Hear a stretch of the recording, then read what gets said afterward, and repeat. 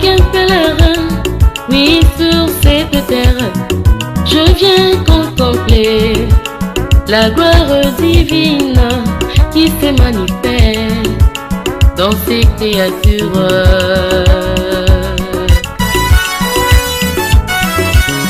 Je ne suis qu'un pèlerin sur cette terre.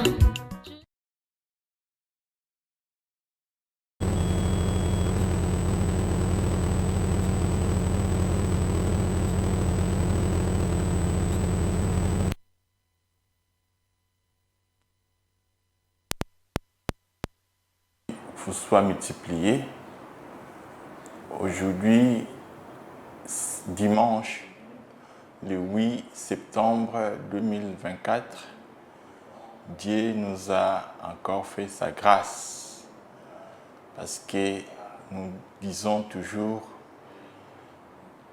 vivre c'est une grâce et il faut être reconnaissant envers Dieu parce qu'il nous donne des souffles, il nous donne tout ce qu'il faut. Alors, en dehors de la reconnaissance, il n'y a plus d'autre qui peut plaire à Dieu.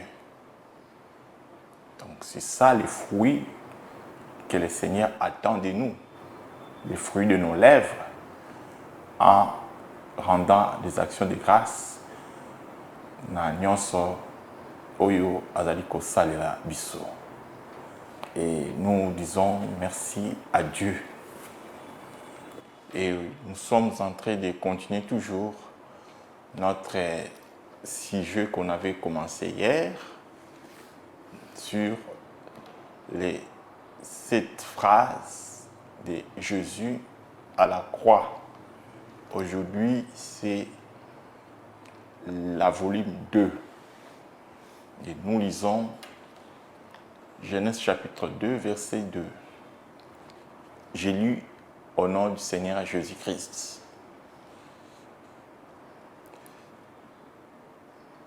Dieu acheva au 7e jour son œuvre qu'il avait faite. Et il se reposa au 7e jour de toute son œuvre qu'il avait faite. Et c'est vrai, nous sommes en train de dire, hier, on avait promis à nos spectateurs de parler sur les 2 femmes prostituées dont nous parle 1 Roi, chapitre 3, verset 16 à 28. Il s'est trouvé que ces 2 femmes s'est présentées devant le roi et c'était pour le roi Salomon le premier jugement qu'il avait rendu. Et ces 2 femmes demeuraient dans une seule maison et une pendant la nuit, elle avait couché sur son enfant et son enfant était mort pendant la nuit. Et pendant qu'elle avait remarqué que son fils était mort, il est allé prendre le fils vivant de sa voisine et il a mis son fils qui était mort chez sa sœur ou sa voisine. Et lorsque le matin est apparu, la femme dont son fils était vivant, elle a bougé l'enfant qui était à son côté. Elle a remarqué que son fils, le fils qui était à côté, était mort. Elle a bien regardé l'enfant. Elle a bien regardé l'enfant, bien-aimé. Un bon parent doit toujours avoir ces sensibilités-là, de bien regarder ses enfants. Voyez, là c'est un conseil. Un bon parent doit regarder bien ses enfants. Voyez, il y a de ceux qui ne se sont pas vraiment outillés d'avoir ces sensibilités-là, de comprendre les choses, qui se surprennent parfois. Et moi, je suis commis parce que il y a certains parents qui n'ont pas l'habitude de bien regarder leurs enfants.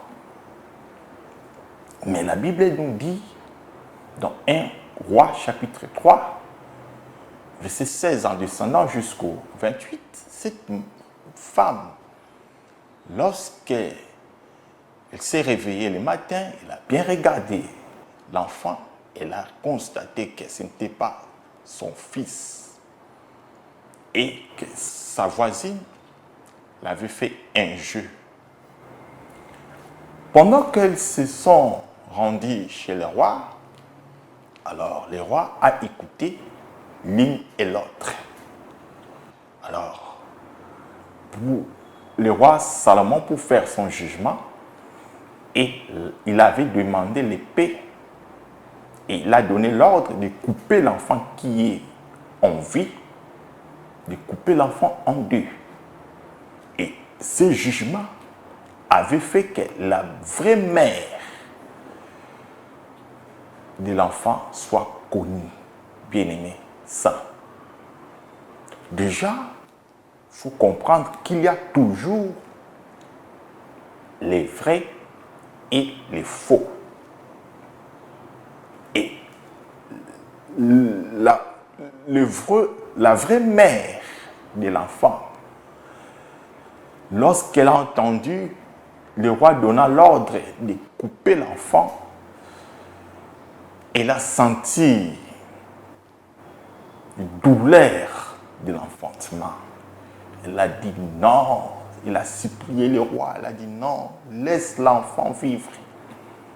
Donne à ma voisine l'enfant. Je préfère que l'enfant vive que de voir mon fils meurt.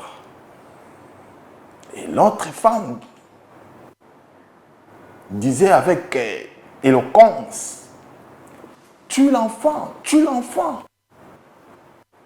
Qu'il soit ni à l'autre. Bien-aimé, soit mort, perdre.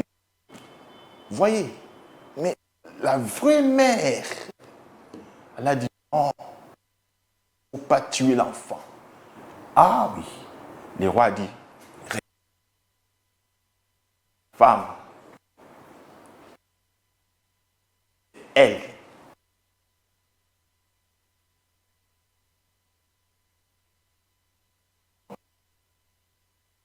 la nuit, pendant le ténèbre, la femme n'avait pas remarqué que le fils qui était à côté de lui, le fils qui était à son côté, il était mort. Il était... Parce que c'était pendant la nuit que le matin fut apparu. Il a remarqué que non, c'est lui. Voyez, c'est ça que nous disons, mon bien-aimé, ça.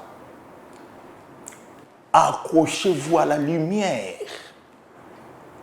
de la parole, bien-aimé, ça.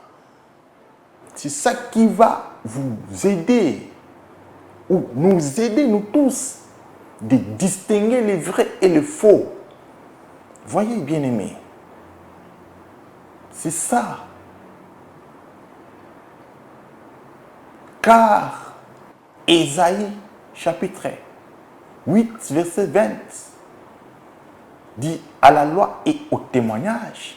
Si l'on n'en parle pas ainsi, il n'y aura pas l'aurore.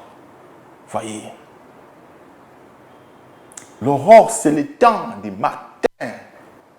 Et c'est ça, le temps où les coqs chantent pour réveiller les gens dans leur sommeil. Et aujourd'hui, l'évangile est en train de chanter.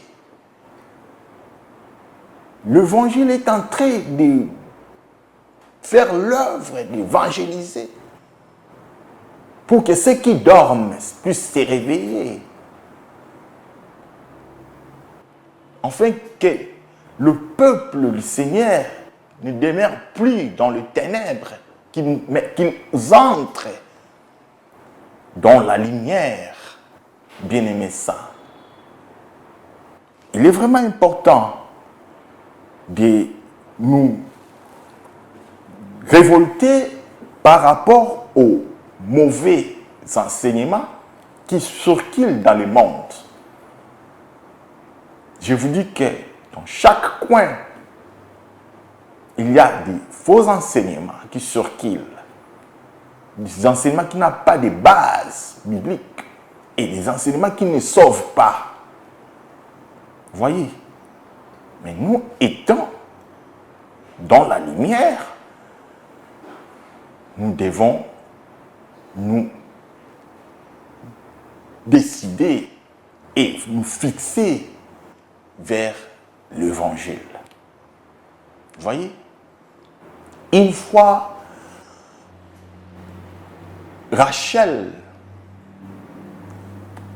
avait dit à Jacob, pendant qu'elle n'avait pas encore eu la grâce d'avoir des enfants, là je suis dans Genèse, chapitre 30, verset 1, Rachel est allée vers Jacob pour dire, donne-moi des enfants, sinon je meurs. Bien-aimé ça, celui qui a le Fils a la vie. Déjà, le Seigneur Jésus-Christ en avait parlé par la bouche de Jean. Celui qui a la parole a la vie.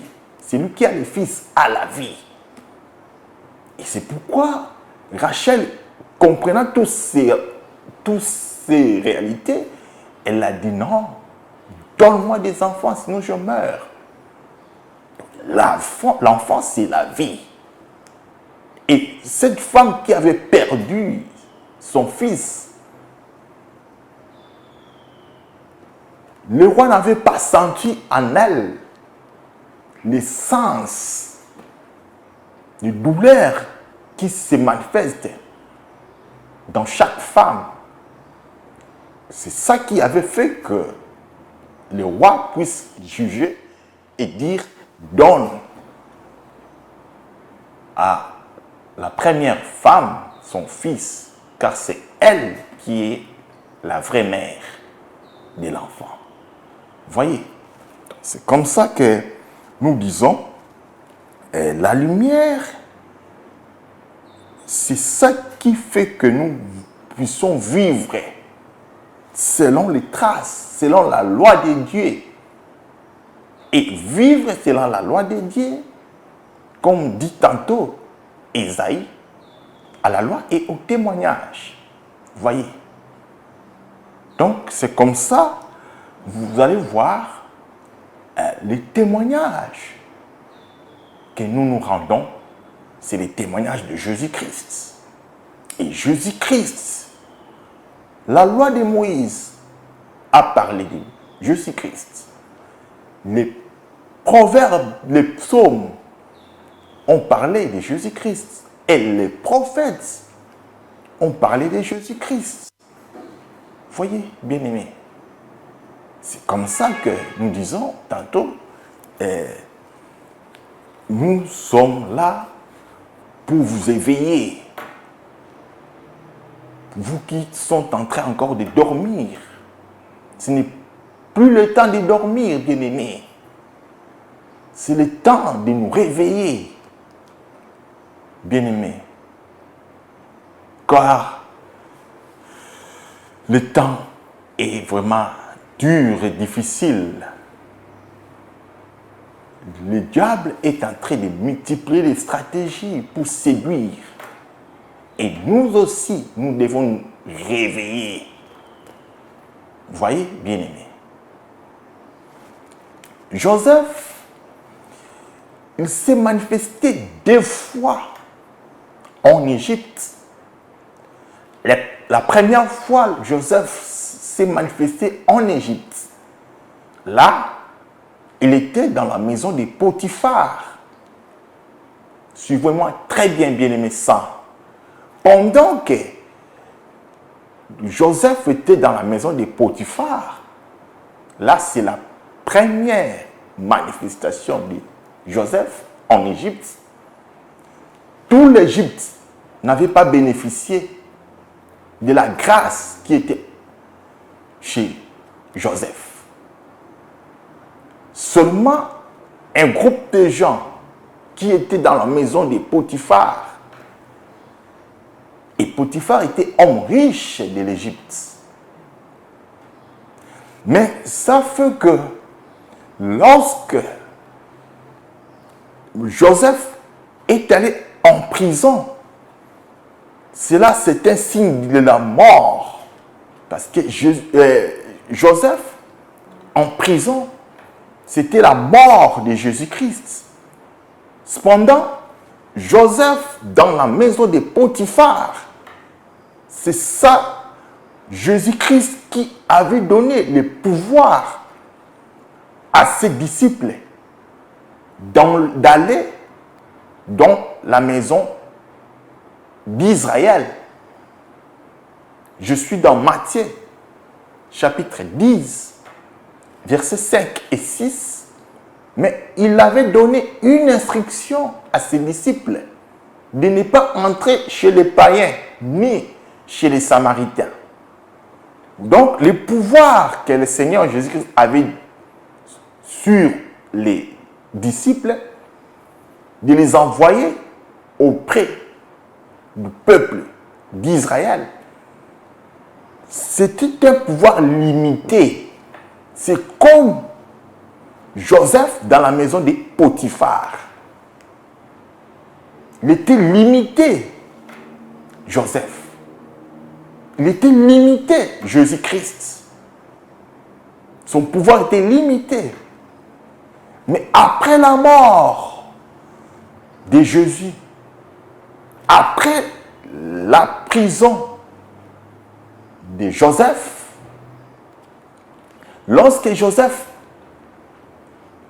a interprété les songes des chansons et des panetiers, quelque temps après, il est sorti pour qu'il parte interpréter les songes des rois pharaons.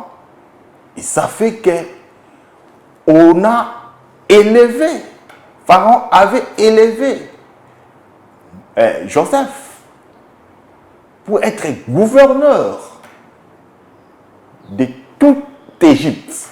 Et tout peuple égyptien avait bénéficié, profité de la grâce et du don qui était en Joseph. Là, c'était la deuxième manifestation de Joseph en Égypte. Mais la deuxième manifestation de Joseph en Égypte est venue après la mort de Joseph. Nous disons, Joseph en prison, c'était la mort. Tandis que la première manifestation de Joseph, c'était dans la maison de Potiphar, toujours en Égypte. Par rapport à Jésus, la première manifestation de Jésus-Christ, qui était limitée seulement au peuple d'Israël,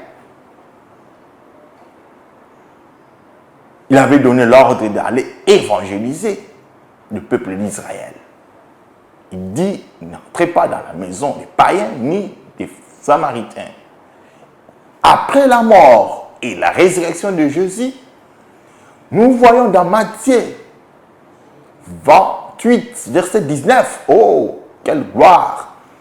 Le Seigneur dit à ses disciples, les disciples qui avaient interdit dans Matthieu 10 de ne pas entrer chez les païens, mais après la résurrection, en Matthieu 28, verset 19, il dit, allez maintenant sur toute la création et prêcher, afin que les gens puissent être mes disciples à moi, Jésus. Vous voyez? Donc, la grâce et le pouvoir étaient maintenant au profit de tout le monde. Quiconque croit reçoit la vie. Quiconque croit au Fils reçoit la vie. Vous voyez? Parce que nous sommes maintenant dans le jour. Nous ne sommes plus dans la nuit. Pendant que la nuit, Jésus avait interdit à ses disciples d'aller fréquenter les païens. Là, c'était la nuit. C'était le temps de la loi. Pendant ce temps de la loi, nous voyons la mort. Bien-aimés saints, pendant le temps de la loi, nous voyons le ministère de la mort. Moïse comme étant le ministère de la mort. Il n'avait pas livré, il n'avait pas donné au peuple la vraie nourriture qui sauve. Parce que c'était un ministère de la mort. Vous voyez? Mais lorsque le Seigneur Jésus-Christ est venu pour accomplir l'œuvre, il nous a donné maintenant le salut. À nous qui étions loin autrefois, mais il est venu vers nous pour nous donner le salut. Et il dit, venez à moi, vous tous qui êtes fatigués et chargés, je vous donnerai du repos. Vous voyez, il faut entrer dans cette maison du repos. Que le Seigneur Jésus-Christ bénisse. Parce que le témoignage, c'est autour du Seigneur Jésus-Christ. Nous le témoignons pour qu'il soit vrai. C'est ça le vrai témoignage de Jésus-Christ. Parce que le ciel et la terre témoignent que Jésus-Christ est Dieu. Il est ressuscité et il est vivant. Autrefois, Moïse, dans son parler, il avait pris le ciel et la terre comme témoins. Dans Deutéronome chapitre 30, verset 19. Donc, prendre les ciels et la terre comme témoins, c'est ça à la loi et au témoignage. Vous voyez? Parce que tous les prophètes, leur prédication était sur l'héritage terrestre. Les prophètes ont prêché sur la terre. C'est pourquoi l'autre fois, le Seigneur dit dans Jean chapitre 3, verset 12, si vous ne croyez pas, quand je vous ai parlé par des choses terrestres, donc par les prophètes, comment croiriez-vous quand je vous parlerai des choses célestes? Vous voyez? Donc, tous les prédications, tous les enseignements des prophètes, c'était un témoignage terrestre. Il dit, les Écritures témoignent de moi. Dans Jean chapitre 5, versets 39 et 40. Donc, les Écritures qui témoignent de Jésus, c'est ça, les écrits des prophètes. Vous voyez? Les prophètes symbolisent des choses terrestres. Et quand Moïse dit « je prends le ciel et la terre témoin », donc c'est ça à la loi et au témoignage. Vous voyez? Donc, les témoignages de Jésus-Christ que nous rendons, Jésus a été témoigné au ciel, le Père a témoigné de Jésus, le Père a rendu témoignage de Jésus. Et la terre aussi, les serviteurs de Yahweh, les prophètes ont rendu témoignage dans les récits, par les écrits de Jésus. Vous voyez? C'est pourquoi l'apôtre Pierre, le pasteur, dit dans 1 Pierre, chapitre 1,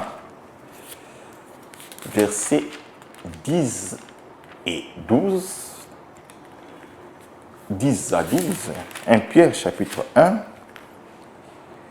les prophètes qui ont prophétisé touchant la grâce qui vous a été réservée ont fait de ces saluts l'objet de leurs recherches et de leurs investigations. Vous voyez, les prophètes, en prophétisant, ils faisaient des recherches à propos du salut. Alors, le salut, c'est la lumière. Hier, on avait dit, Siméon, lorsqu'il a vu le salut, qui est la lumière, il avait dit, oh Dieu, laisse maintenant que ton serviteur puisse s'en aller en paix, car mes yeux ont vu le salut, la lumière qui éclaire. Vous voyez? Alors, les prophètes prophétisaient sur ces saluts. Et verset 11 de 1 Pierre 1. Il voulait sonder l'époque et les circonstances marquées par l'Esprit de Christ qui était en eux. Ah oui, gloire au Seigneur. L'Esprit de Christ était aux prophètes. Donc, ils agissaient par l'Esprit de Christ qui était en eux. Si tu vois Joseph en train de gouverner toute l'Égypte et même ses frères ont quitté l'Égypte, ont quitté Canaan pour partir en Égypte afin de bénéficier de la grâce que Dieu avait mise en Joseph, c'était par l'Esprit de Christ. Vous voyez? Donc l'Esprit de Christ a commencé de travailler depuis le commencement. Vous voyez, bien-aimés? Ah oui, depuis le commencement. C'est pourquoi nous témoignons de Jésus sans crainte. Vous voyez? C'est le nom qu'il faut élever, le nom du Seigneur Jésus-Christ. C'est lui la lumière qui éclaire le monde. Vous voyez? Tout celui qui n'est pas attaché à l'évangile éternel, il est dans le ténèbre. Vous voyez? Donc, nous sommes vraiment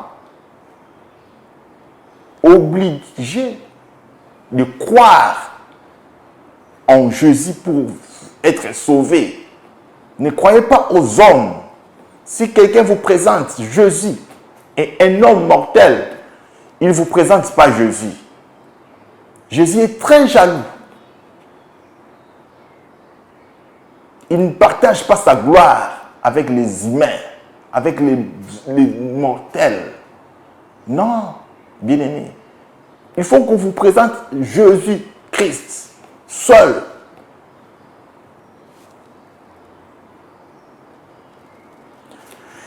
Jean dit, 1 Jean chapitre 1 verset 1, ce qui était dès le commencement, c'est ce que nous avons entendu. Des apôtres ont entendu Jésus. Mais là, il dit, il déclare, ce qui était dès le commencement, c'est ce que nous avons entendu, ce que nous avons vu de nos yeux, ce que nous avons contemplé et que nos mains ont touché concernant la parole de vie. Vous voyez, bien-aimés, Jean chapitre 1, verset 1. Verset 2 maintenant. Et la vie a été manifestée.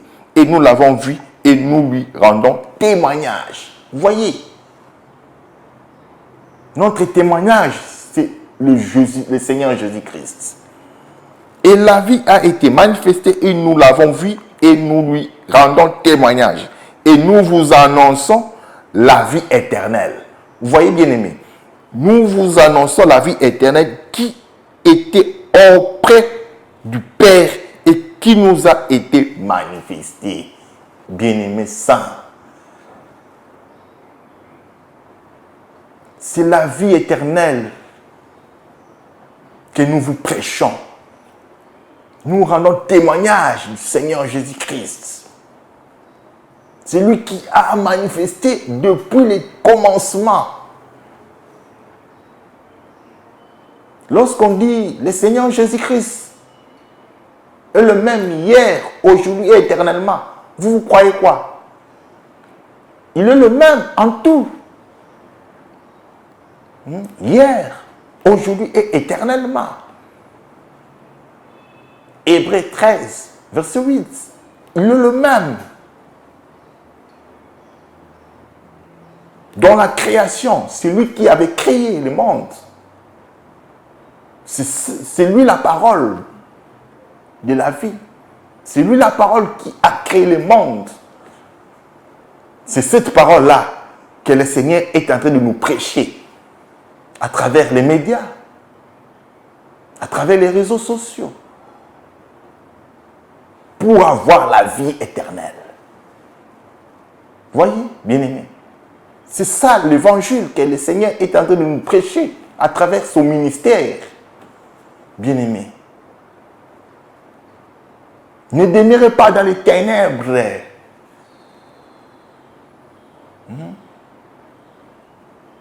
Ne demeurez pas là où les femmes prêchent.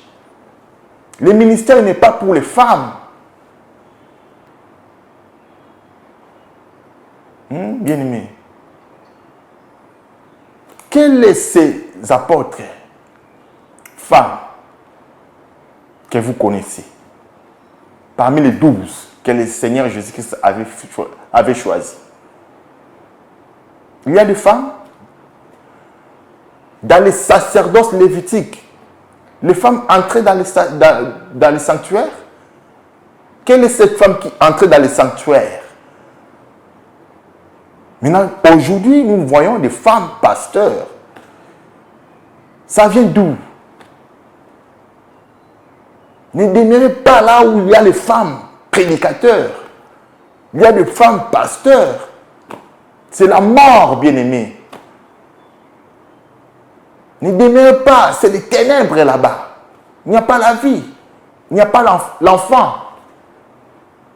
Ils sont en train de tuer leurs enfants. Comme la femme là. La femme prostituée de 1 roi 3. Qui avait tué son fils et il n'a pas de fils, il n'a pas la vie. Celui qui n'a pas de fils n'a pas la vie. Bien-aimés, c'est là où nous disons, montrez-nous là où les apôtres ont mal prêché. Montrez-nous dans les Écritures, sur toute la Bible. Cherchez sur toute la Bible, là où les apôtres ont mal prêché. Pour qu'aujourd'hui les gens refusent de croire à la prédication des apôtres. Laisse-moi vous lire la parole de Jésus-Christ. Je suis dans Jean chapitre 17, versets 19 et 20.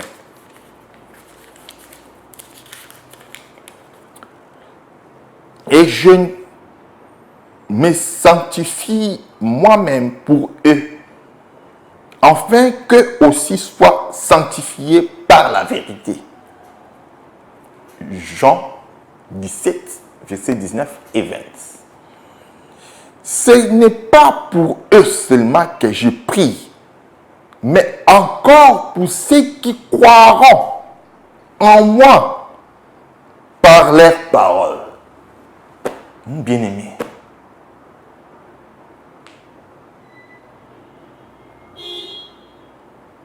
bien-aimé, pourquoi jusque-là vous êtes encore en train de dormir? Jésus-Christ lui-même a dit, je prie aussi pour tous ceux qui croiront en moi par leurs paroles. Paroles de qui? Des apôtres. Hein, bien-aimé saint. Jusqu'à quand vous fumez la mise?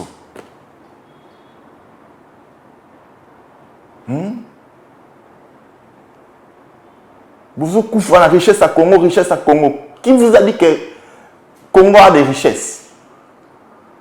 La plus grande richesse, la richesse la plus grande, c'est avoir la parole de Dieu. C'est ça la grande richesse. On est en train de vous endormir. Congo a des richesses. Qui vous a dit que Congo a des richesses? De quelle richesse vous êtes en train de parler? Nous, les enfants de Dieu, notre épanouissement ne dépend pas du Congo. Notre épanouissement, c'est Dieu. Notre épanouissement, notre richesse dépend de Dieu. Dieu nous a donné toutes sortes de richesses en parole et en connaissance. Voyez, bien-aimés saints. Alors, révoltez-vous. Ce n'est plus le temps de dormir, bien-aimés. Réveillez-vous. Voyez que le Seigneur Jésus-Christ, Dieu vous bénisse. Donc, c'est ce que nous disons par amour dans la vérité. Il n'y a pas la vie en dehors de l'évangile de Jésus-Christ. C'est lui l'homme qu'il faut. C'est lui l'homme qui nous donne la vie. C'est lui le salut. C'est lui la lumière. Que le Seigneur Jésus-Christ, Dieu vous bénisse. Jésus, avant la mort et la résurrection, il avait interdit aux nations d'entrer dans la maison. Mais après la mort, après que le pain fut rompu, c'est alors que nous, les nations, les païens, nous sommes entrés dans la maison de la lumière. Et ce jour-là, il avait pris le pain. Il a rendu grâce. Et lorsqu'il avait rompu le pain, lorsqu'on rompt le pain, il y a des déchets qui tombent. Lorsqu'il avait rendu grâce à Dieu, c'est ça Jésus-Christ à la croix, bien-aimé saint. Voyez? Là, c'était l'ombre, l'acte que Jésus-Christ avait fait de prendre le pain et rendre grâce à Dieu. C'était l'ombre. Mais dans son effectivité, c'était Jésus-Christ sur la croix. Et lorsqu'il a rendu l'âme sur lorsqu'il a rendu grâce. C'est ça monter. Jésus-Christ qui monte sur la croix. Et lorsqu'il a rompu les pains, c'est ça, le Seigneur Jésus-Christ, qui était mort. Donc la mort de Jésus, c'est ça, rompre les pains.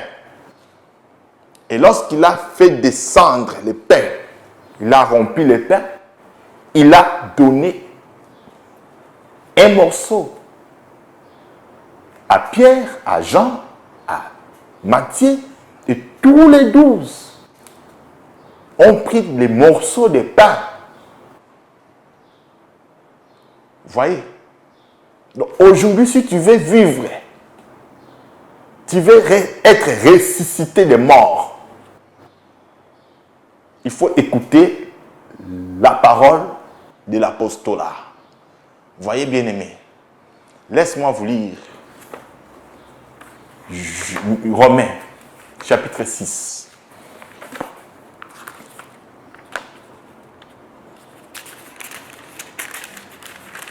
Si tu manges le pain tout entier, tu ne seras pas sauvé.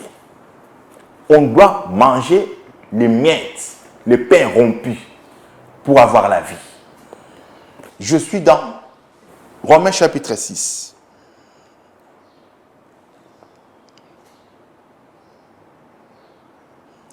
Verset 3, en descendant. Ignorez-vous que nous, tous ceux qui avons été baptisés en Jésus-Christ, c'est en sa mort que nous avons été baptisés. Donc, tout celui qui a été baptisé en Jésus-Christ, c'est en sa mort. Ah oui. Verset 4. Nous avons donc été ensevelis avec lui par les baptêmes en sa mort. Comment ça? Nous avons donc été ensevelis avec lui par les baptêmes en sa mort, afin que, comme Christ est ressuscité des morts par la gloire du Père, de même nous aussi, nous marchons en nouveauté de vie. Vous voyez? Verset 5. En effet, si nous sommes devenus une même plante avec lui par la conformité à sa mort, nous le serons aussi par la conformité à sa résurrection. Verset 6 maintenant, de Romains 6. Sachant que notre vieil homme a été crucifié avec lui. Gloire au Seigneur. Notre vieil homme a été crucifié avec lui à la croix. Afin que le corps du péché soit rendu à l'impuissance, pour que nous ne soyons plus esclaves du péché. Verset 7. Car celui qui est mort est livré du péché. Or, verset 8 maintenant, si nous sommes morts avec Christ, nous croyons que nous vivrons aussi avec lui. Vous voyez, bien-aimés, ça. Donc, nous devons bien comprendre ce que nous sommes. Nous avons une très grande valeur aux yeux du Seigneur, qui a livré, qui a versé son sang pour nous. Et le sang que le Seigneur avait versé pour nous, il ne faut pas mépriser ce sang-là.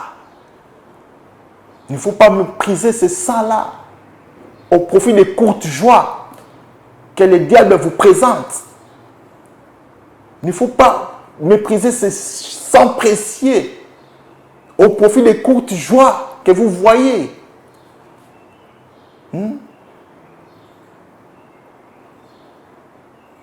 Tout ce que nous voyons passeront.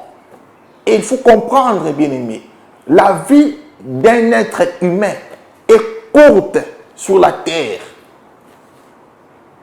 Même si tu as la grâce de vivre 150 ans, même si tu as la grâce de vivre 100 ans, même si tu as la grâce de vivre 80 ans, sache que la vie qui vient après la mort, ça sera très long, bien-aimé. Quel est ton trésor? Où est-ce que tu caches ton trésor? Dans des banques. Tout ça se passera. Où est-ce que tu gardes ton trésor? Dans les immobiliers. Tout ça, ça passera. Ça va passer. Voyez, bien-aimé. Garde ton trésor là où ça ne sera pas ruiné. Là où les voleurs ne peut jamais y arriver. Bien-aimé saint, je veux vous révolter plutôt, parce que je vous aime. Si je ne prêche pas ainsi, je ne fais pas mon devoir. C'est comme ça. C'est pour ça que le Seigneur m'a appelé. Et il m'a donné cette charge. Jean 10 dit, le voleur ne vient que pour détruire, égorger et dérober.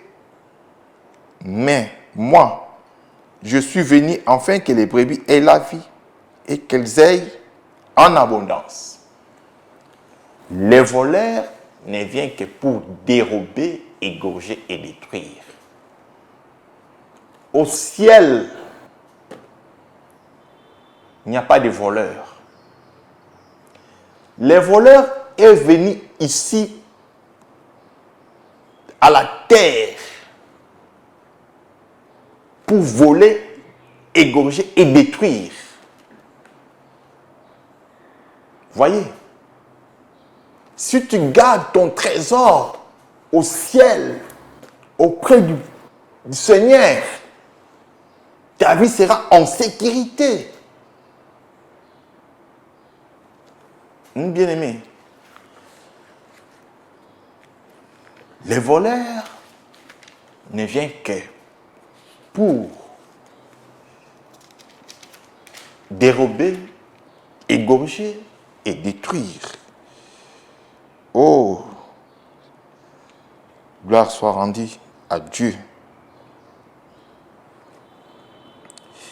Où est-ce que tu gardes ton trésor? Bien-aimé, où est-ce que tu gardes ton trésor? Nous sommes appelés de garder notre trésor là où les voleurs ne peuvent jamais y arriver, entre la main du Seigneur. Voyez?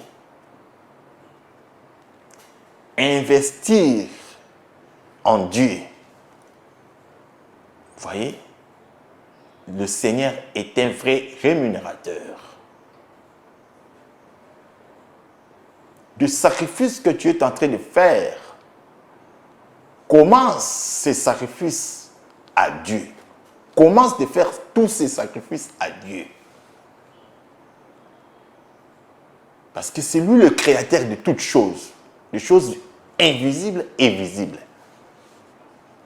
Bien-aimé.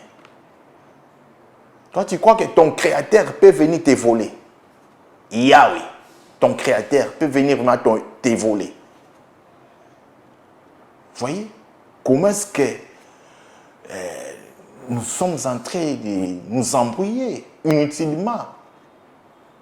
Dieu restera toujours Dieu. Tu l'aimes ou pas, il restera Dieu. Tu le sers ou pas, il restera Dieu. tu l'obéis ou pas, il restera Dieu. C'est nous qui allons perdre. Dieu ne va rien perdre. Même si tu ne l'adores pas, il y a de ceux qui l'adorent. Il restera toujours Dieu. Atanga na boy kukumisa nzambe. Nzamba kutikala nzambe, bakukumisa ka ekaka. Atanga na boy ko salela nzambe, nzambe bakosalela ka ekaka. Mais quelle manière dont nous devons servir Dieu? Quelle manière nous devons nous obéir à Dieu? En méprisant la vérité, en méprisant la lumière, en méprisant le salut. Bien-aimés, ça, que le Seigneur nous aide vraiment. Qu'il nous aide. Donc, c'est lui qui nous a appelés dans sa voie. Il nous a appelés pour vivre sa parole. Et la parole que Jésus nous a donnée, c'est ça la vie.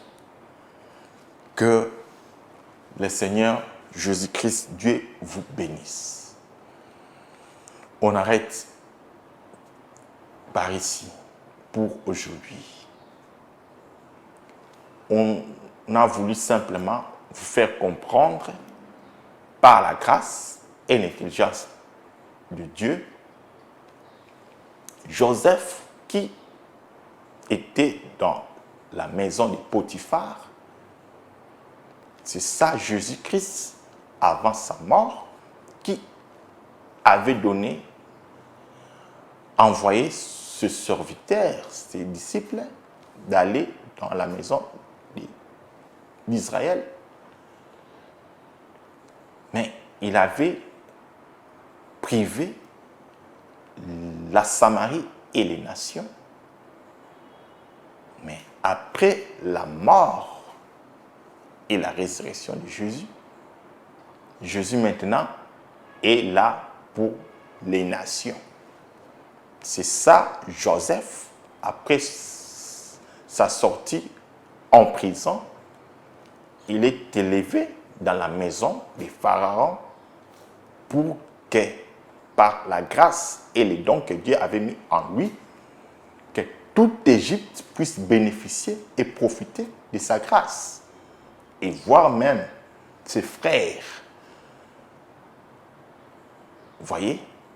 C'est ça, Jésus-Christ ressuscité. Maintenant, l'évangile est venu vers nous. Et même ses frères aussi ont goûté cet évangile, sont entrés dans la maison. Que le Seigneur Jésus-Christ, Dieu vous bénisse.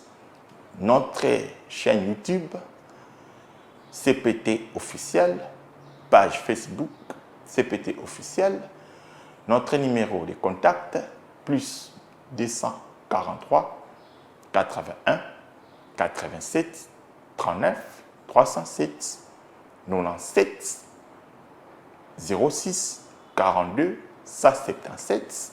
L'adresse de l'église, avenue Itaga 252, croisement Itaga, avenue des Amoureux, en allant vers 24. Nous sommes là chaque mercredi et vendredi de 17h à 19h30 et le dimanche, nous sommes là de 8h à 11h30. Que le Seigneur Jésus-Christ, Dieu vous bénisse richement.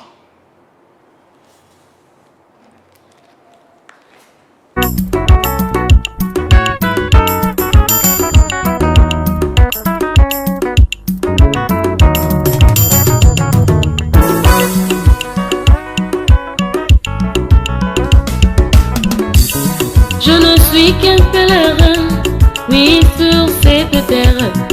Je viens contempler la gloire divine qui se manifeste dans ces créatures.